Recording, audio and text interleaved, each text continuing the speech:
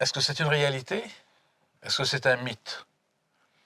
À force d'écouter les gens, je me dis, ça doit être réel. Changement de température, le soleil se couche plus tôt, il fait plus sombre de plus en plus.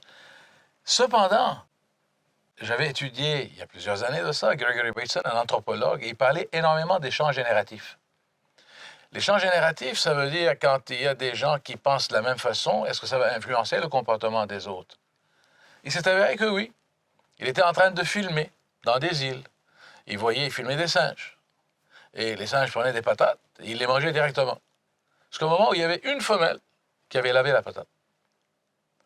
Et les autres commençaient à faire la même chose.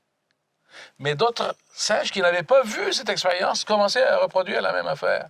Il a été sur notre île. Et la même chose se reproduisait. Alors, c'est ce que Bateson appelait les champs génératifs. Quand les gens pensent d'une certaine façon, ça va influencer les autres. Et là-dessus, il y a une histoire, une prof, un étudiant qui arrive en retard. Alors, elle demande à toutes les étudiantes et les étudiants en classe, quand Steven va venir, ce dossier-là qui est de couleur verte, vous allez dire, c'est rouge.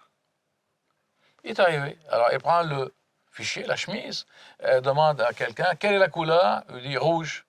Mais Steven dit, non, c'est vert. Alors l'autre lui dit, non, c'est rouge. Elle pose la question à 5-6 personnes. C'est quoi la couleur?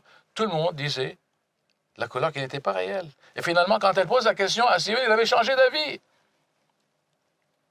Alors, regardons un peu la pensée collective et quand les gens commencent à répéter la même chose, qu'est-ce que ça peut avoir comme impact? Si les gens sont conscients de qu'est-ce qui déclenche cet état-là, quels sont les éléments déclencheurs et quel est le processus, mais peut-être qu'ils ont une chance de re-questionner leur interprétation et avoir des activités, de se retrouver avec des gens qui sont moins déprimés en hiver, des gens qui voient la situation autrement. Et peut-être que ça pourrait les influencer, peut-être.